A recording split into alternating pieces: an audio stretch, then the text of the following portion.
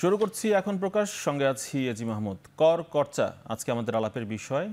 যে পরিমাণ কর প্রণোদনা বা কর ছাড় এনবিআর দিয়ে থাকে, তার সামনের দিনগুলোতে সেখানে কি ধরনের পরিবর্তন আসতে যাচ্ছে বা কি হতে যাচ্ছে, সেখানে কোনো ধরনের পরিবর্তন প্রয়োজন কিনা, এইসব বিষয় নিয়ে আজকে আমরা আলাপ করতে চাই। আজকে আমাদের সঙ্গে আলাপে হাজির রয়েছেন এই মুহূর্তে ডক্টর মোহাম্মদ আব্দুল মজিদ, সাবেক চেয়ারম্যান এনবিআর, এবং সেই সঙ্গে রয়েছেন ডক্টর আব্দুর রাজ্জাক, অর্থনীতিবিদ ও চেয়ারম্যান র্যাপিড। দুজনকেই স্বাগত আমাদের এই আজকের আলাপ এবং আজকের আয়োজনে। আমরা একটু অর্থ উপদেষ্টা যিনি রয়েছেন ডক্টর সালাউদ্দিন আহমেদ, তার একটা বক্তব্য দিয়ে একটা আলাপটা শুরু করতে চাই। তিনি বলেছেন যে গত 50 বছর ধরে আমরা কর ছাড় দিয়ে শিশু লালন পালন করছি, আর কতকাল লালন করব। ব্যবসা বাণিজ্যের বিভিন্ন খাতে দীর্ঘদিন ধরে এই কর ছাড় দেওয়ার যে প্রবণতা, সেটি সমালোচনা করলেন অর্থ উপদেষ্টা। শিশুরা এখনও সুরক্ষা চাইছে, কিন্তু শিশুরা তো বড় হয়ে গিয়েছে শারীরিকভাবে, আর কতদিন সুরক্ষা দরকার? সুরক্ষার দিন তো চলে গিয়েছে। এখন এই বিষয় নিয়ে স্যার, ডক্টর মোহাম্মদ আব্দুল মজিদ, আপনার কাছে আমার প্রশ্ন যে এনবিআর যে কর ছাড় দেয় এই যে বড় বড় শিল্প খাত বা ব্যবসায়ীদেরকে, কিসের মাপকাঠিতে বা কিসের প্যারামিটারে, কি মানদণ্ডে দিয়ে থাকে, সেটির বিবেচনা কি, এবং কর ছাড় যে দেয় তার সুফল কতটা মেলে? স্যার ধন্যবাদ। বিষয়টা হচ্ছে দুইটা জিনিস কিন্তু একটু আলাদা করতে হবে। একটা করতে হবে যে কর অবকাশ, যেটা ট্যাক্স হলিডে বলি আমরা, এটা প্রাথমিক দেখে স্যার যেমনটি বলেছেন 50 বছর ধরে দিচ্ছি ইত্যাদি। কারণটা হচ্ছে যে ওই কর অবকাশ দেওয়ার ব্যাপারটা ছিল যে তুমি নতুন একটা ইন্ডাস্ট্রি খুলছো, তোমার উৎপাদনে না যাওয়া পর্যন্ত তোমার যে খরচ বা যা হচ্ছে আমি সেখানে তোমাকে একটু ছাড় দিচ্ছি, যাতে তুমি দাঁড়িয়ে যেতে পারো। দাঁড়িয়ে যাওয়ার পরে এটা সাধারণত ক্ষেত্র বা জায়গা বিশেষে বলা আছে 10 বছর, কারোর বলা আছে 15 বছর বলা আছে। এটা 1980 সালের যে শিল্পনীতি বা তখনকার যে সমস্ত আইন কানুন, সেখান থেকে এটা শুরু হয়েছে, ওটা দেওয়া হবে বলা হয়েছে। কিন্তু বাস্তবে দেখা গেছে, আমি একটা একটা করে শেষ করি আর কি। বাস্তবে দেখা গেছে যাদের কর অবকাশ দিয়েছিলাম, যতদিন তারা কর অবকাশের আওতায় ছিলেন, মানে 10 বছর বা 5 বছর, তার ভিতরে তারা ওই ইন্ডাস্ট্রি গড়ে তুলতে পারেন নাই বা তোলেন নাই। এবং যাও তুলেছেন, ওই যতদিন কর অবকাশ ছিল ততদিন দেখা গেছে তাদের লাভ হয়। মোটামুটি তাদের ব্যালেন্স শিট আমরা পড়ে দেখি যে না, ঠিক আছে। যেই কর অবকাশের সময় শেষ হয়ে যাচ্ছে, তখন দেখা যাচ্ছে ওনারা লাভ হচ্ছে না, ওনারা আর কর দেওয়ার মতন সুবিধা হচ্ছে না। অর্থাৎ ওখানে একটা টুইস্টিং বা কিছু একটা হচ্ছে। তাকে যে উদ্দেশ্যে দেওয়া হলো, তাকে স্বাবলম্বী হবার জন্যে, একটু হৃষ্টপুষ্ট হওয়ার জন্যে, স্যারের ওই ভাষায় আর কি, শিশুকে করার জন্যে, কিন্তু তিনি হৃষ্টপুষ্ট হওয়ার সুযোগটা নিলেন ঠিকই, কিন্তু যথাযথভাবে তার গ্রোথটা হয়নি। ওই কারণে হোক, যে কারণে হোক হয়নি। আর অথবা যখন গ্রোথ হয়েছে, তখন তিনি যখন তার কর দেওয়ার কথা শুরু হয়ে যাচ্ছে, তখন দেখা যাচ্ছে তার লাভ হচ্ছে না। এই যে ব্যাপারটা, এই জন্য এটা মিসইউজড হয়ে গেছে, সেই জন্য ওটা একটা বড় ব্যাপার। আমরা এটা কখন যখন এটা এনবিআর দেখতে পায়, তখন এনবিআর এই বিষয়গুলো আমলে নিয়ে তখন সেই ছাড় দেওয়াটার মূল্যায়নটি করে কিনা? না, করে, অবশ্যই করে। আমি বলছি যে এটা আমি 80-র দশক, 90 দশকে, এমনকি 2001 থেকে প্রায় 5-6 পর্যন্ত, মানে বিগত অন্তর্বর্তী তত্ত্বাবধায়ক আগ পর্যন্ত ওইটা খুব সিরিয়াসলি দেখা হয়েছে। যে আমি যে কর অবকাশ দিচ্ছি, দিয়ে দেখা যাচ্ছে সে তো সেইভাবে ডেভেলপড হয়নি, এবং একই সাথে সে পরবর্তীকালে ফাঁকির ভিতরেই থেকে যাচ্ছে। তাই জন্য ওখানে এসে একটু স্ট্রিক্ট করা হয়েছে এবং খুব ভালোভাবে হিসেব কিসেব কষে করা হচ্ছে। কিন্তু তখনও ওই সমালোচনা উঠছে, হ্যাঁ আমি একটু বড় হচ্ছিলাম, আপনি এখন বন্ধ করে দিলেন ইত্যাদি। আবার আরেকটা পক্ষ অন্যরা বলেছে যে এটা তো আপনাকে সবসময় দিতেই থাকতে হবে, কারণ সবাই তো নতুন আসতেছে, নতুন যারা আসে, এই নতুন পুরাতন কারা কি এই করতে, যে এই ফ্যাসিলিটিসটা একটু মিসইউজড, অ্যাবিউজড, অথবা দৃষ্টির বাইরে চলে গেছে, এটা ঠিক মতন কন্ট্রোল করা যায়নি বা যাচ্ছে না। কিন্তু মেন আপনি স্যার যেটা বলেছেন বা আপনিও যেটা বললেন, সেটা হচ্ছে পথ ছাড়টা, ওটা অন্যরকম। সেটা হচ্ছে আপনার যা কর আসে, আমি বলে দিলাম আপফ্রন্ট, কর দিতে হবে না। এখানে 3টা অসুবিধা, খুব সিরিয়াস অসুবিধা, এবং এটা খুব একটা খুব লক্ষণীয় বিষয়। সেটা হচ্ছে, আমি যদি একটা সাপ্লাইয়ে বা কোনো একটা কনস্ট্রাকশানে যদি আমি কর অবকাশ দেই, মানে কর ছাড় দেই, তাহলে হয় কি, উনি ওই যেটা উৎপাদন করছেন ওখানে কিন্তু তার কস্টিংয়ে এই করের খরচটা ধরা পড়ে না, ধরাও হয় না, কর দিতে হবে না, সুতরাং আর ওখানে ওই কস্টিংয়ে ওইটা আসে না। জনগণের কাছে বুঝাচ্ছে যে আমি এটা খুব সহজে করতে পেরেছি বা করা হয়েছে, জনগণ বুঝতেছে যে কর লাগেনি, কিন্তু ও কিন্তু ঠিকই ওখানে দাম বা অন্যান্য নিয়ন্ত্রণে ঠিকই কিন্তু সে লাভটা নিয়ে যাচ্ছে, কর না দিয়েও দিয়ে যাচ্ছে। দ্বিতীয় অসুবিধা হচ্ছে এখানে যে কর দিতে হবে না যখন বলা হয় তখন আর ওর কোনো হিসেব কিতেও হয় না, কারণ কর কষতে গেলেই তো কতটা সাপ্লাই হয়েছে, কত তার দাম, কত অ্যাকচুয়াল দাম কত, সেই দামের উপরে এত % দিতে হবে, এইসব হিসেবের প্রশ্নগুলো আসে।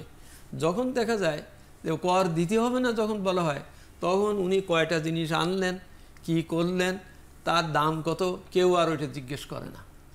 ফলে একটা বড় ধরনের একটা অস্পষ্টতা, বড় ধরনের একটা মানে ব্যত্যয় এখানে ঘটে যাওয়ার সম্ভাবনা থাকে এবং করা হয়। জি, আমি ফিরবো আবার আপনার কাছে। ডক্টর আব্দুল রাজ্জাক, আপনার কাছে আসতে চাই যে ইনসেনটিভ দেয়া হলো বা যে কর ছাড় দেওয়া হলো বা যে প্রণোদনা দেওয়া হলো, সেটির মূল্যায়নটি এনবিআর থেকে যথাযথভাবে করা হয় কিনা, সরকারের পক্ষ থেকে করা হয় কিনা, যে খাতে আমরা দিচ্ছি সেখানে আর প্রয়োজন আছে কিনা, বা এটি নির্দিষ্ট মানে টাইম লিমিটের মধ্যে নিয়ে আসার প্রয়োজনীয়তা দেখেন কিনা।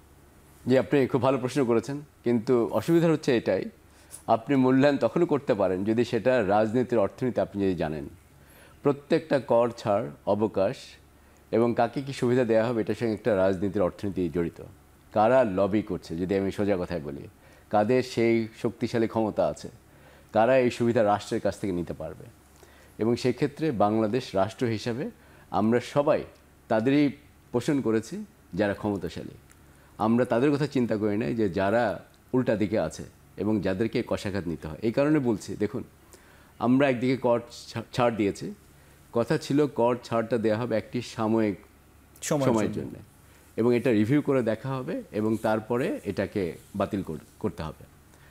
কর সেটা আমরা করতে পারি নাই। এইটা তারা লবিং বলেন, ইন্ডাস্ট্রি যে আমরা দেখেছি যে রাজনৈতিক লেজুর বৃত্তি, এটা দীর্ঘদিন যাবৎ এটা থেকে গিয়েছে। তারপরে দেখুন, বাংলাদেশে আমরা এমন একটা কাঠামো ব্যবস্থা তৈরি করেছে, কর ছাড় দিচ্ছে একদিকে, অন্যদিকে আমদানির উপরে একদম আমরা সবচেয়ে বেশি শুল্ক দিয়ে রেখেছি। আমাদের শুল্ক হার যদি আমাদের মতো দেশ যারা আছে পৃথিবীতে তুলনা করেন, বাংলাদেশ আমরা সবচেয়ে বেশি শুল্ক সংরক্ষণ দেখছি। একদিকে কর দেয়া হচ্ছে না, অন্যদিকে শুল্ক সংরক্ষণের কারণে দাম হচ্ছে আকাশচুম্বে। এইটার আসল কষাঘাত পড়েছে হচ্ছে দরিদ্র জনগোষ্ঠীর উপরে। এখন তো আসলে যে পলিটিক্যাল ইনফ্লুয়েন্সের কথা বললেন, যে লেজুর বৃত্তির কথা বললেন, সেটি থেকে তো বের হয়ে আসার সময় তো এখনই সবচেয়ে ভালো সময়, এখনই সংস্কারের সময়। গত কয়েক দশকে যে আমরা সংস্কার করি নাই, এই জন্যই তো সংস্কারের প্রশ্নগুলো তো উঠে এসেছে। এই জন্যই মনে করা হচ্ছে যে জায়গাগুলোতে সংস্কার করলে সাধারণ মানুষ সুবিধা পাবে সেই জায়গাগুলো সংস্কার করতে হবে। কিন্তু মনে রাখবেন, সব সংস্কারের সঙ্গে কিন্তু পটেনশিয়াল, আমরা যেটাকে বলি, কিছু উইনার্স থাকবে, কিছু লুজার্স থাকবে। আপনি যদি সংস্কার ভালো করে করেন, এটা সুফল কে পাবে? সুফল পাবে সাধারণ জনগণ। তারা কিন্তু লবি করে না, তাদের ক্ষমতা কিন্তু সীমিত। কিন্তু যারা এই সুবিধাগুলো পান তারা কিন্তু অত্যন্ত ক্ষমতাশালী, তাদের বিভিন্ন রকম অ্যাসোসিয়েশন আছে, তাদের সংসদে এমপি থাকে এবং তারা ক্ষমতার খুব কাছাকাছি লোকজন থাকেন। তো সুতরাং সবসময় দেখা যায় যে এই যে রাজনীতির অর্থনীতির কথা বললাম, সেখানে দরিদ্র জনগোষ্ঠী, মধ্যম যারা আমাদের মধ্যবিত্ত যে শ্রেণী আছেন, তারা কিন্তু বাদ পড়ে যান। সব রকমের সুবিধা পান যারা সবসময় সুবিধার পিছনে থাকে। আপনি জানেন যে আমরা কত ট্যাক্স এক্সামশন দিচ্ছি? 1,15,000 কোটি টাকা হচ্ছে অফিসিয়াল একটা হিসাব। এটা অর্থ বছরে? হ্যাঁ, একটা অর্থ বছরে। এটা জিডিপির শতাংশের চিন্তা করলে 2 থেকে 3 ভাগ আমরা এখানেই ব্যয় করছি। এটা কোনো দৃশ্যতে এটার কোনো মূল্যায়ন নাই। এটা কেন দিচ্ছি, এটা দিয়ে লাভ হয়েছে কিনা, ইন্ডাস্ট্রিকে তাদের প্রোডাক্টিভিটি বেড়েছে কিনা, এটা আমরা কোনো চিন্তা করি না। এটার সঙ্গে অন্যান্য জিনিস তো আছে। একটি হচ্ছে ছাড় দেওয়া, এটার সঙ্গে যোগ হয় কর ফাঁকি দেওয়া, সেটার সঙ্গে যোগ হয় প্রতিষ্ঠানের দুর্বলতা আছে বলে যারা ফাঁকি দিচ্ছে তাদেরকে ধরতে পারি না, আর সব শেষে থাকে যে পুরা সম্পূর্ণ ব্যবস্থা একটা দুর্নীতির সঙ্গে লেজুর বৃত্তি করা। এটা বাংলাদেশে অত্যন্ত এখন পরিস্ফুট এবং এখান থেকে আমরা বের হয়ে আসতে পারছি না, আনফরচুনেটলি। স্যার, আমি একটু যোগ করি। অবশ্যই স্যার, দীর্ঘ অভিজ্ঞতার সাথে যোগ করি, যেটা আমি বলছিলাম 3টা অসুবিধা হয়ে বলতেছিলাম না। একটা বলতেছিলাম যে দাম সঠিকভাবে ধরা হয় না, যেহেতু এটা হয় না। 2 হচ্ছে ওটা দেখা হয় না, যেহেতু এখানে কর দিতে হবে না। তৃতীয় সমস্যাটাই, যেটাই উনি যথার্থভাবে বলেছেন, ওই ডিস্টোরশন তৈরি হয়। আমি একজনকে কর ছাড় দিচ্ছি, দিতে হবে না বলছি, আর একজন যারা ক্ষুদ্র বা অন্য টাইপের ব্যবহার করে তার কিন্তু ঠিকই কর দিচ্ছি। যেমন ওই ওকে বেশি ছাড় দিতে হচ্ছে বলে ওই টাকা তোলার জন্য আমি এদিকে আমদানি শুল্ক অন্যদের বেলায় বাড়িয়ে দিচ্ছি, কিন্তু আমি কিন্তু এক পার রাখতে পারতাম। তো সেই জন্যে এর সবচেয়ে বড় ক্ষতি হয় এইটা, কাউকে করের সুবিধা অতিরিক্ত অন্যভাবে সুবিধা দিলে রাজনৈতিক অর্থনীতি বা যেভাবেই হোক। আর ওই যে আপনি বললেন মূল্যায়ন করা হবে, কারণ মূল্যায়ন কে করবে? মূল্যায়ন যে করবে তাকেই তো গলা টিপে ধরে রাখা আছে, এবং সে পারে না এটা। কর আরোপ করা, মূল্যায়ন করার কাজ হচ্ছে রাষ্ট্রের, কিন্তু রাষ্ট্র স্বাধীনভাবে সেই কাজ করতে পারছে না রাষ্ট্রীয় প্রতিষ্ঠান জাতীয় রাজস্ব বোর্ড। স্যার এখন কারণ এটা দিচ্ছে সক্ষমতা কতটুকু স্যার দেখছেন বা সম্ভাবনা কতটুকু দেখছেন এই সময়টাতে এই বিষয়গুলো সংস্কার করে একটা যৌক্তিক জায়গায় নিয়ে আসার ক্ষেত্রে? অবশ্যই, আপনার অনুষ্ঠানের নামই তো তাই, এখন প্রকাশ। এটা এখন প্রকাশ পাক, এখন এইটা অর্থবহ হোক বা হওয়া উচিত, যে এখন তো আর কেউ ওই কাশিমবাজার কুটির থেকে কিছু বলবে না, তাই না? বা ওই গ্রুপ উমিচাঁদ, রায়দুর্লভ বা আরও অন্যান্যরা তো আর এখন এই যুদ্ধের পটভূমিতে কোনো কাজ করবে না। এইটা যেহেতু করবে না জানা গেল, বোঝা গেল, এবং খুব শক্ত হাতে এখানে ওয়ান্স ফর অল সংস্কারের কথাটা ওই জন্যই আসছে। সংস্কারটা করতে হবে এই কারণে, কারণ তা না হলে পরবর্তীকালে আবার কিন্তু ওই সেই লাউ সেই কদু হয়ে যেতে পারে।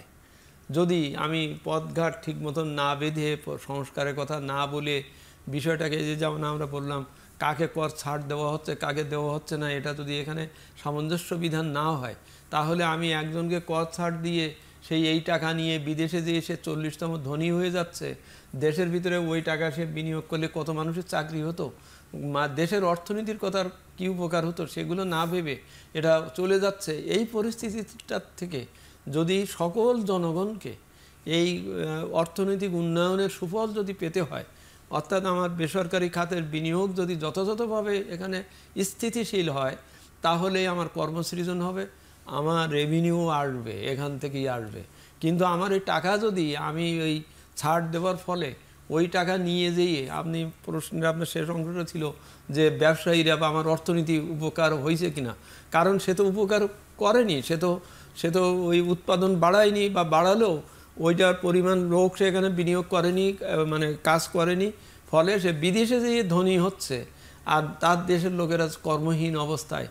এই যে বৈষম্য বিরোধী আন্দোলন যে হলো, চাকরির ব্যাপারটা নিয়েই তো এখানে তার হয়নি।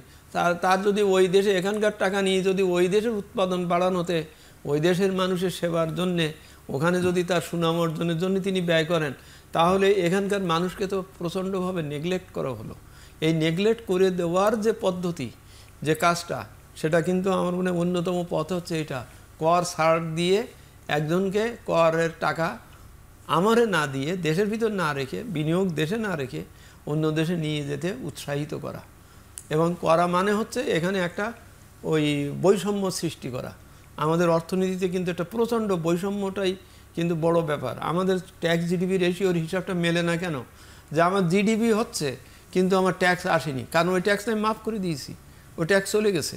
তা আমি যদি ওই 1,30,000 কত কোটি টাকা বা যা বললেন, এটা তো একটা রাফ হিসাব, এটা যদি প্রতিটা বারে যদি ঠিক মতন করা যেত, তাহলে আমার অটোমেটিক্যালি ওই যেটা বলছিলেন 2 থেকে 3% জিডিপির মতন, ওইটাই আপনি যোগ করেন, আপনার কিন্তু এখানে ট্যাক্স জিডিপি রেশিও 10, 12, 11 দিকে চলে যাবে। জি স্যার, আমাদের একটি বিরতির সময় হয়েছে, চলে যাবে, তো সেটা যাতে না যায়। জি স্যার, আমরা একটা বিরতি নিয়ে ফিরে আসি। তারপরে দর্শক, বিরতির পর আবারও ফিরছি এখন প্রকাশে।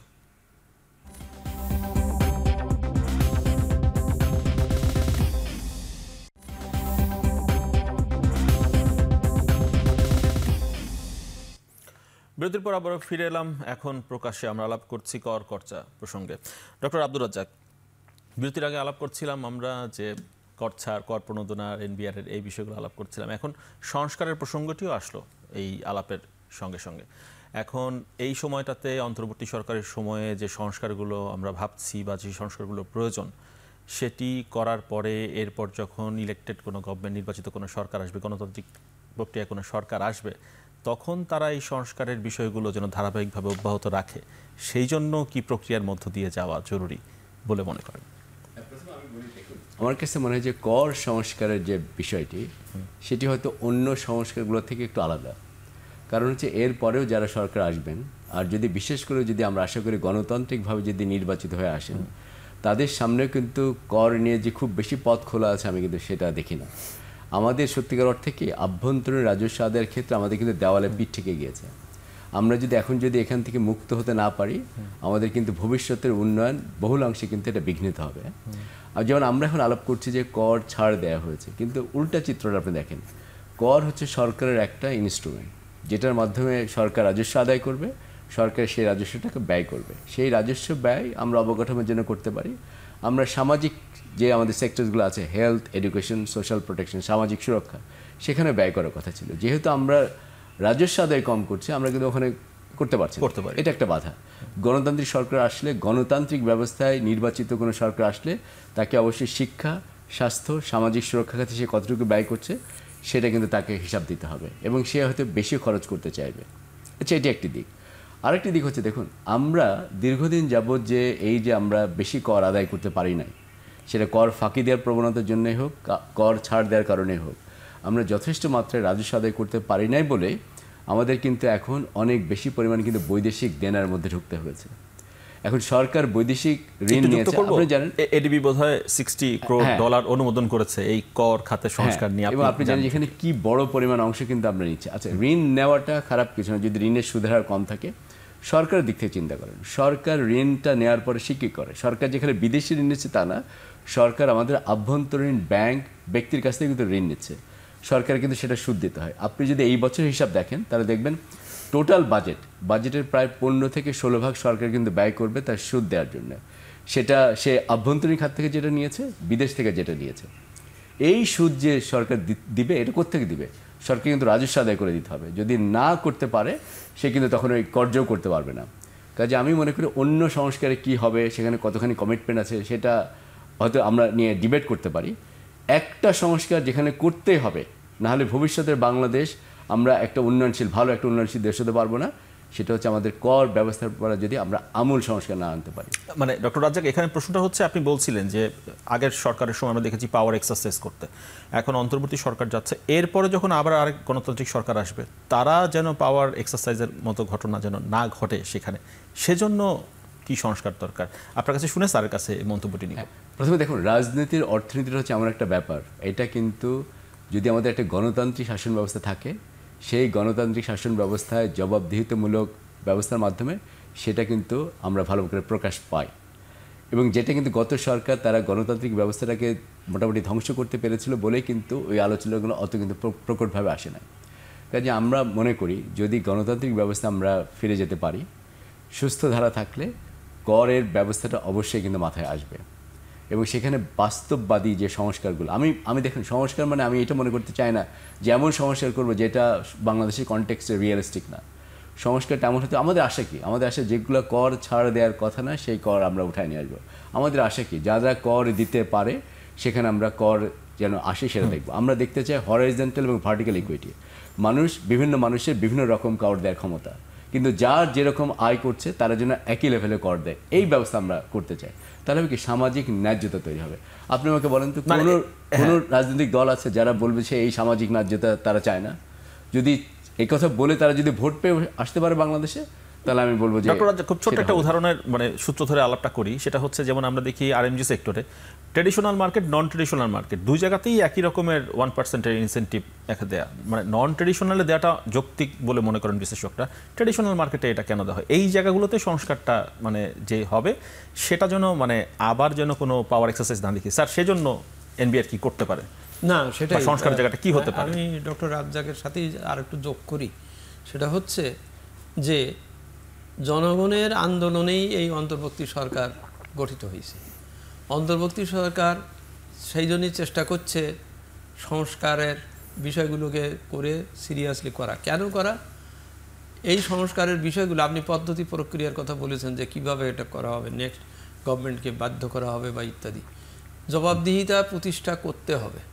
সেই প্রতিষ্ঠা এরকমভাবে হতে পারে যে সংস্কার করা হচ্ছে, প্রস্তাব করা হচ্ছে, এগুলো জনসমক্ষে পরিষ্কার করে প্রচার করে বলে দেওয়া যে এইভাবে চুল আঁচড়াইলে আপনাকে ভালো দেখাবে, এইভাবে করলে আপনার খাদ্য আপনার পেটে হজম হবে, ইত্যাদি ইত্যাদি। এগুলো বুঝাই দেওয়ার পরে ভোটে যেতে হবে, নির্বাচনে দিতে হবে। কারণ নির্বাচিত সরকার ছাড়া তো এগুলো ইমপ্লিমেন্ট এরা তো আর অনন্তকাল পারবেন না।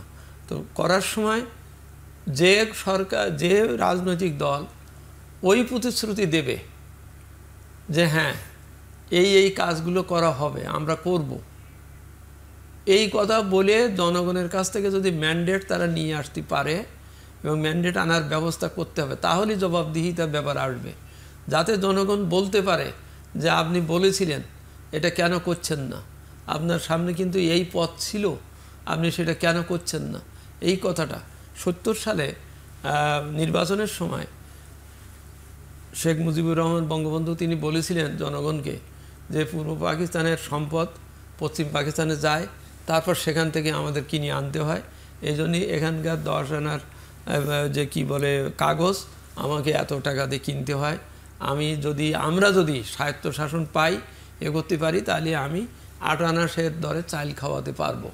খুব স্পষ্ট তিনি যে জনগণকে বলেছিলেন সেই জনগণ কিন্তু মনে রেখেছে 74 সাল পর্যন্ত, যে উনি বলেছিলেন 8 আনা সের দরে চাল দেওয়া হবে, খাওয়ানো হবে। কিন্তু এই জনগণ তো এটা বোঝে নাই যে 73 সালে এত একটা অয়েল শক হয়েছে, 74 সালে এতটা বন্যা হয়েছে, এই কথাগুলো কিন্তু ব্যাখ্যা জনগণের সামনে করা হয় না, ছিল না। আমি একটু শেষ করি, নইলে কথাটা হবে না। তো সেই হেতু in 74 তারা একটা দুর্ভিক্ষের ভিতর পড়েছে এবং দে মিসআন্ডারস্টুড দি দেন গভর্নমেন্ট এটসেট্রা এটসেট্রা। আমিও এখানে তাই বলি, জনগণকে আগে পরিষ্কার করে বলতে হবে যে তোমার মুক্তির পথ এই জিনিস, আমি এটা রেখে যাচ্ছি, এইটা যে মানবে, এইটা যে করবে, তাকে মানে ভোটের মাধ্যমে তুমি তোমার ইচ্ছাটাকে প্রকাশ করতে, জনগণকে কিন্তু এটা এস্টাবলিশ করতে হবে। যে রাজনৈতিক অর্থনীতির কথা বলা হচ্ছে, রাজনৈতিক অর্থনীতির নিয়ন্ত্রণ জনগণকে হতে হবে।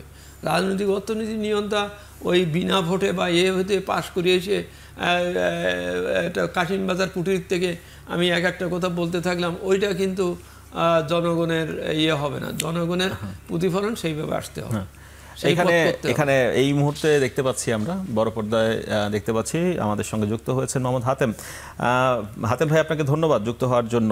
আমরা আলাপ করছিলাম কর ছাড় প্রসঙ্গে এবং কর প্রণোদনা প্রসঙ্গে। আরএনজি সেক্টর তো আসলে বড় ধরনের সুযোগ পেয়ে আসছে লম্বা সময় ধরে, আপনি নিশ্চয়ই সে বিষয়টিতে অবগত। এখন সময় এসেছে আসলে এক ধরনের সংস্কার প্রক্রিয়ার মধ্য দিয়ে যাওয়ার। আমরা দেখি যে আরএমজি সেক্টরে যেটি হয়ে থাকে, যে স্পেসিফিক অবজেক্টিভটা কি আসলে তাদেরকে প্রণোদনা দেওয়ার বা কর ছাড় দেওয়ার, একটা সময়সীমা পর্যন্ত তো আসলে হতে হবে, কিন্তু ব্যবসায়ীরা বারবার এই সুযোগটি চান, সুবিধাটি চান। তার মানে একটা জায়গায় গিয়ে তো আপনাদেরকে অবস্থান নিতে হবে, তো সেই জায়গাটি কোথায়? কারণ আমাদের তো সামনে এলডিসি গ্রাজুয়েশনের কথাও রয়েছে।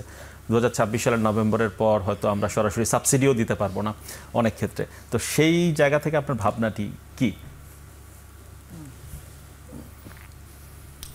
ধন্যবাদ।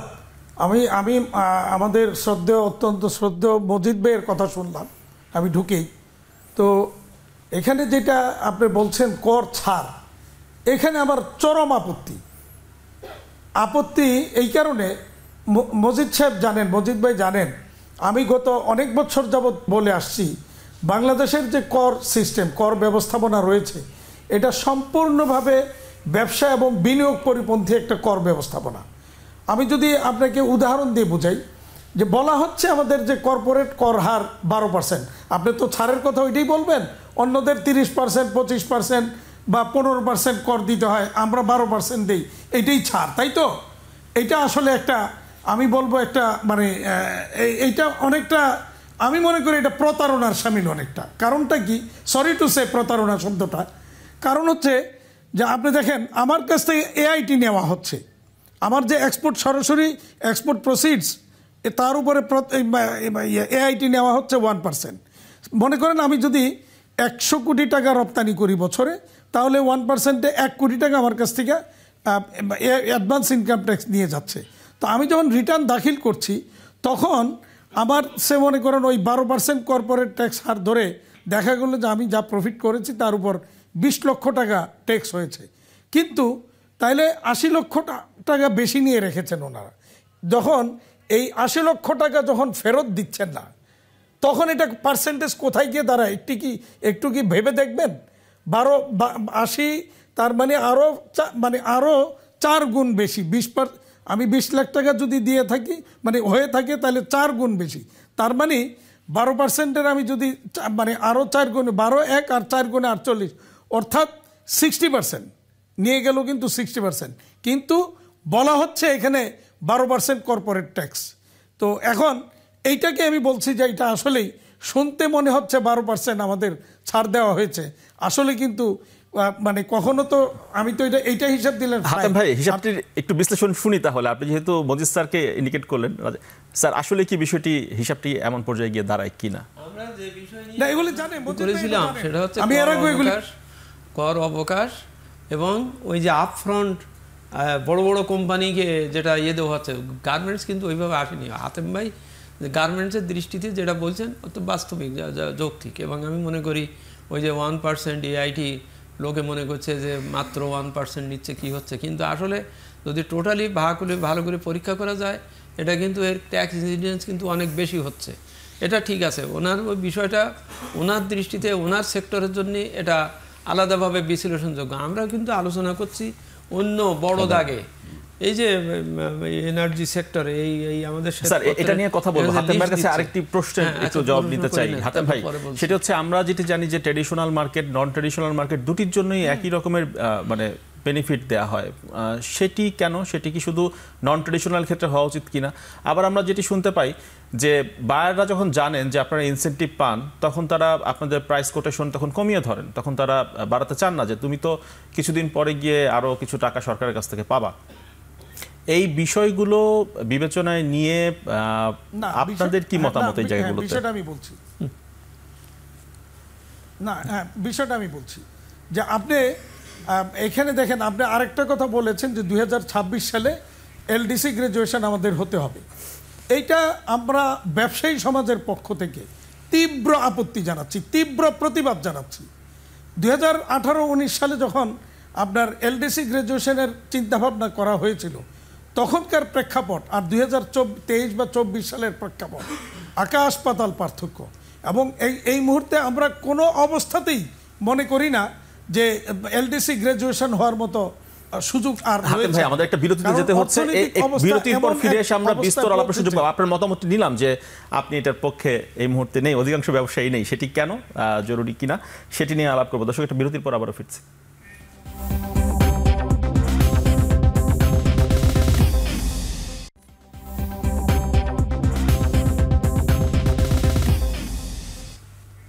বিরতির পর আবার ফিরে এলাম। এখন প্রকাশে ডক্টর আব্দুর রাজ্জাক, এলডিসি গ্রাজুয়েশনের জন্য আমাদের ব্যবসায়ী যারা রয়েছেন তারা খুব একটা প্রস্তুত নন বলেই মনে হচ্ছে তার বক্তব্যে।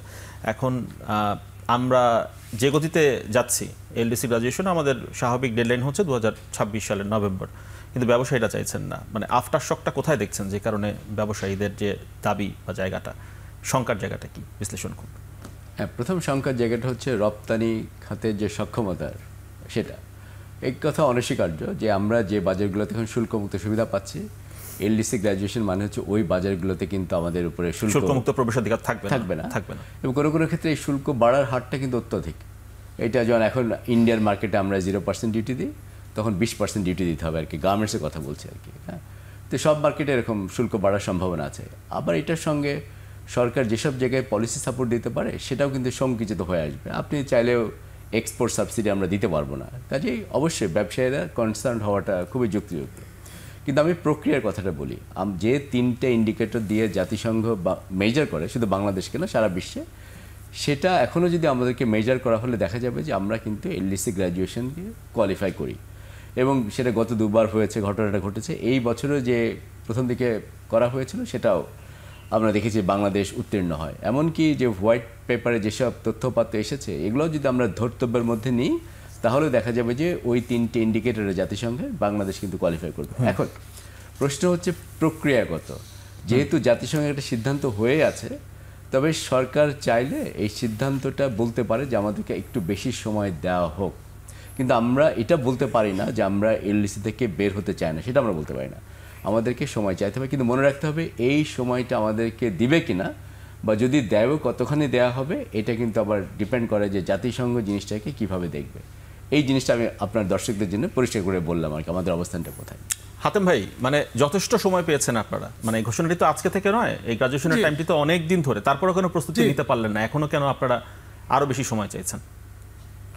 না, বিষয়টা হলো প্রস্তুতি নেওয়ার বিষয়টা কিন্তু একটা সমষ্টিগত প্রস্তুতি।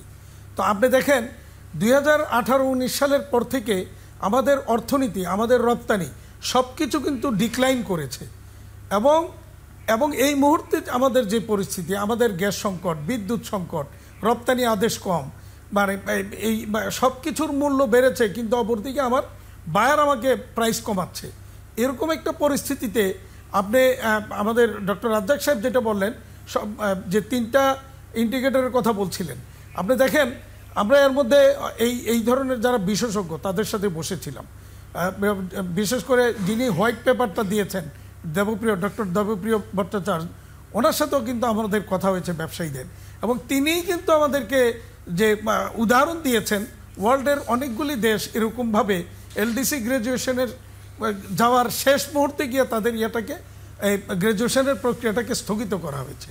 স্থগিত কিভাবে? যেমন ধরেন এই মুহূর্তে কিন্তু আমরা ইচ্ছা করলে কিন্তু 3 বছরের জন্য এটাকে স্থগিত করার মতো সুযোগ আছে। কি সুযোগ? প্রথম সুযোগ হচ্ছে, যেহেতু আমাদের একটা সরকার পরিবর্তন হয়েছে এবং বিগত সরকারের সময় যে সমস্ত ভুল তথ্যের উপর ভিত্তি করে এই ইন্ডিকেটরগুলিকে তৈরি করা হয়েছিল, সেইটা কিন্তু ইতিমধ্যে কিন্তু এটা প্রমাণিত। তো সরকার কিন্তু সেইটাকে সেই উদাহরণ দিয়ে, এবং নতুন সরকার যেহেতু ক্ষমতায় এসেছে, আমাদের পরিকল্পনা নেওয়ার এখনো কিন্তু সুযোগ হয়নি নতুন সরকারের। এইটাকে দিয়ে আমরা কিন্তু 3 বছরের জন্য অন্তত কমপক্ষে এটাকে স্থগিত করতে পারি। জি, আমরা বুঝতে পেরেছি বিষয়টা। আমরা একটু ডক্টর আব্দুল মজিদের কাছে আসি। স্যার, মানে স্থগিত করা এই মুহূর্তে আমাদের যে অর্থনীতির অবস্থা, সেটি কতটুকু যৌক্তিক হবে আপনার বিবেচনায়? আরেকটি বিষয়, সেটি হচ্ছে যে মিডল ইনকাম ট্র্যাপের একটা জায়গা আসলে থাকে, যে মধ্যমায়ের দেশের ফাঁদ, সেখানে পড়ে যাওয়ার মতো শঙ্কা তখন দেখা দেবে কিনা, যদি আমরা এই যাত্রা যদি উত্তীর্ণ না হই বা যদি বিলম্ব করি? না, এটা ব্যাপারটা এরকম যে গ্রামের রহিম মিয়া হঠাৎ করে রহিম চৌধুরী হতে যাচ্ছে। এখন রহিম চৌধুরী হলো ঠিকই, কিন্তু ওর খাসলত কিন্তু যায়নি। অর্থাৎ ওর যে সমস্ত অবস্থার জন্যে ও চৌধুরী হতে পারতো না, সেই ব্যবস্থাগুলো যদি তার ভিতরে না ইনবিল্ট হয়, তাহলে চৌধুরী হয়ে সে কিন্তু বেকায়দায় পড়ে যাবে, সে নানান ধরনের প্রশ্নের পড়বে। এ কথা ঠিক স্পষ্ট। 2018-19 সালের অবস্থা আর 2024-এর অবস্থা এক না। ইতিমধ্যে আমরা একটা বিরাট করোনার একটা ধাক্কা সয়েছি। আমরা ইউরোপিয়ান যুদ্ধের বা ওই যে ইউক্রেনের দেখেছি, এখন সিরিয়া বা এই যে সবার যে পরিস্থিতি দেখছি, সবার অভিঘাত কিন্তু আমাদের অর্থনীতিতে পড়তেছে। এটা স্বাভাবিক, এটা আমার না, সবার বেলায়। সুতরাং এখানে পরিস্থিতিকে সকল পক্ষকেই করতে হবে। এমন করা যাবে না যে আমি হঠাৎ করে চৌধুরী হয়ে গেলাম, তারপরে যেখানে আমার দাওয়াত দিল না, বা দাওয়াত দিলে আমার গিফট কেনার পয়সা নাই, আমি সেই দাওয়াতে যেতে পারবো না। এই ধরনের পরিস্থিতি যাতে না হয়, সেটার জন্য দেখা ভালো। অবশ্যই বিবেচনার বিষয় আছে, তবে এটাও ঠিক ডক্টর রাজ্জাক যথার্থ বলেছেন, আমরা একটা প্রসেসে উঠে গেছি। সেই প্রসেসের থেকে আমি অলরেডি প্রি টেস্ট পরীক্ষা দিয়ে ফেলছি, সামনে পরীক্ষা। ওই পরীক্ষা যদি বাইচান্স না পিছায়, তা আমার কিন্তু পিছানো খুব কঠিন হবে, আমার জন্য অসুবিধা হবে।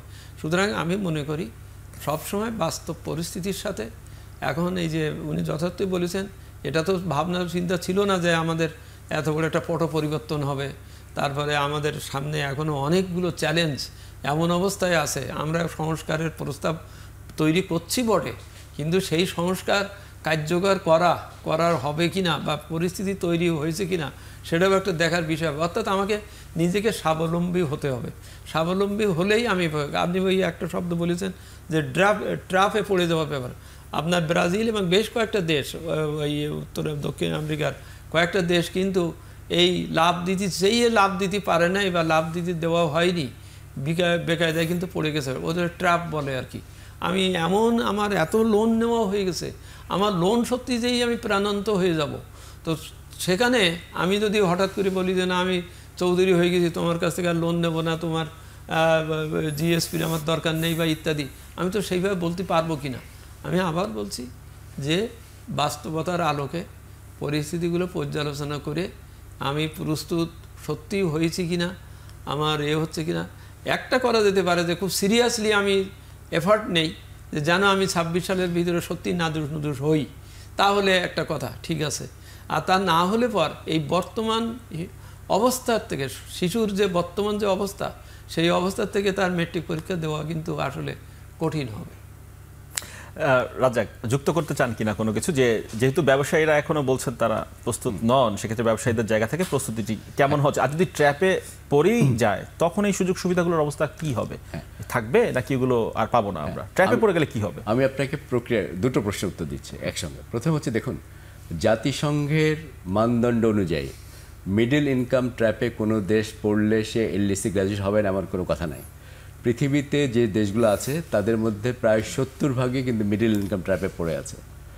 জাতিসংঘ কি দেখে, তারা একটা নিম্ন একটা আয় বেঁধে দিয়েছে, ও তারা দেখে যে আপনি ওই আয়ের উপরে যাচ্ছেন কিনা। বাংলাদেশের জন্য আমরা জানি যেটা $1306, আমাদের যদি এখন হিসাব করেন, আগে সরকার বলছিল $2800, আমি ধরে নিলাম যে 25% কমেছে, তারপরেও কিন্তু আপনার এটা হবে $2100-2200। আপনি কিন্তু ওই ইন্ডিকেটরের উপরে চলে যাবেন। আর হাতেম ভাই যেটা বলেছেন উনি ঠিক বলেছেন, কিন্তু দেখুন 2018 সালে প্রথমবার আমাদেরকে এভালুয়েট করা হয়েছে, তখন আমরা কোয়ালিফাই করেছি। 2021 সালে আমাদেরকে এভালুয়েট করেছি করোনার পরে, তখন আমরা কোয়ালিফাই করেছি। এই বছর 2024 সালের ফেব্রুয়ারি মাসেও কিন্তু আমাদেরকে জাতিসংঘ এভালুয়েট করেছে, তখনও কিন্তু আমরা 3টে ইন্ডিকেটরে কোয়ালিফাই করেছি। আমি খালি বলছি, দেখুন, এটা সিদ্ধান্ত হয়ে আছে, এটা জাতিসংঘের সাধারণ পরিষদের গৃহীত সিদ্ধান্ত, বাংলাদেশের এলডিসি গ্র্যাজুয়েশন হবে। যে কোনো সরকার চাইলে এইটা জাতিসংঘকে অতিরিক্ত সময় চাইতে পারে। আমি খালি আপনাদেরকে নিয়মের কথা বলছি, এটার সঙ্গে মিডল ইনকাম ট্র্যাপের কোনো সম্পর্ক নেই। বিশেষ ম্যাক্সিমাম দেশ, এমনকি চায়না অনেকে বলতেছে তারাও মিডল ইনকাম ট্র্যাপে পড়ে গিয়েছে। ওকে, এটা কোনো সম্পর্ক না। প্রক্রিয়ার দিক থেকে বিবেচনা করলে এই সরকারকে হয়তো সিদ্ধান্ত নিতে হবে তারা সময়টা চান কিনা। আমি শুধু এইটুকু বলবো, যদি আমরা সময় চাই আগেই অ্যাপ্লাই করাটা ভালো, তাহলে হবে কি ইনভেস্টররা যারা আছেন, যারা ব্যবসায়ী আছেন, তারা সতর্ক হতে পারবেন যে সামনে কতদিন তার একটু হাতেম ভাইয়ের মন্তব্য জেনে আলাপটা শেষ করতে চাই। হাতেম ভাই যদি কিছু যুক্ত করতে চান, আলাপ শেষ করবো আমরা।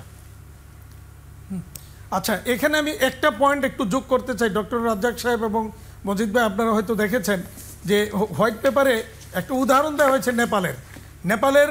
আপনি যদি দেখেন, নেপাল কিন্তু তাদের ফরেন কারেন্সি রিজার্ভ কি করবে, মানে এত রিজার্ভ তাদের, অতিরিক্ত সারপ্লাস রিজার্ভ, সেটা কি করবে তারা ভেবে পাচ্ছে না। আর আমাদের রিজার্ভ কিন্তু তলানিতে নেমে আসছে, এটাও একটা অন্যতম বিষয়। যে এবং সরকার কিন্তু ইচ্ছা করলেই এলডিসি গ্র্যাজুয়েশনটাকে এখন এই মুহূর্তে স্থগিত করতে, মানে আবেদন করে অন্তত 3 বছরের জন্য প্রাথমিক পর্যায়ে এটাকে করতে পারে। এই ধরনের উদাহরণ কিন্তু বিশ্বে অনেক রয়েছে। এবং বর্তমানে অর্থনৈতিক যে কন্ডিশন, এই অবস্থা আমরা কোনো অবস্থাতেই মনে করি না যে এলডিসি গ্র্যাজুয়েশন হওয়ার মতো পরিস্থিতি অন্তত বাংলাদেশের রয়েছে।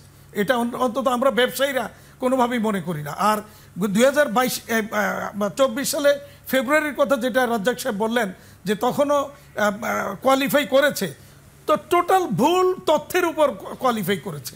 এবং আপনি যদি দেখে থাকেন 2022 সালের ডিসেম্বরে 3 তারিখ সম্ভবত, নভেম্বরের রপ্তানি ফিগার যখন দিল $5.09 বিলিয়ন, আমি তীব্র প্রতিবাদ করেছিলাম যে এই ফিগার সঠিক নয়। আমি বলেছিলাম সেদিন যে এই রপ্তানি আমরা করি নাই, কারা করেছে আমরা জানি না, আমাদের সাথে ইউডির হিসাবে মিলে না। এবং কন্টিনিউয়াসলি এরপরে কিন্তু ইপিবি এবং এনবিআর এই ভুল তথ্য রপ্তানির দিয়ে গিয়েছে, এবং সেই ভুল তথ্যের উপর ভিত্তি করেই এতদিন নানা রকমের ইন্ডিকেটর বা সেটি নিয়ে আরো একদিন বিস্তর আলাপ আলোচনার সুযোগ নিশ্চয়ই হবে, সেদিন আমরা শেষ করতে হবে একেবারে সময় নেই। এখন রপ্তানির আয় বা রিজার্ভ, এই দুটো একটাও কিন্তু জাতিসংঘের 3টে ইন্ডিকেটরের সঙ্গে না। কিন্তু তারপর আমি বলছি, যদি সরকার চায় অ্যাপ্লাই করতে পারে, কিন্তু প্রক্রিয়াটা হচ্ছে এটা, রিজার্ভ বা রপ্তানি কোনোটাই জাতিসংঘ ইন্ডিকেটরের মধ্যে না। এই কথাটা আমি পরিষ্কার করে বলতে চাই, যেন কোনো কনফিউশন না থাকে। আজকে শেষ করতেই হচ্ছে, একেবারেই সময় নেই স্যার। নিশ্চয়ই এই বিষয় নিয়ে সামনের দিনগুলোতে আমরা আলাপ করবো। শেষ করছি, এখন প্রকাশ সঙ্গে থাকার জন্য ধন্যবাদ সবাইকে। ফিগার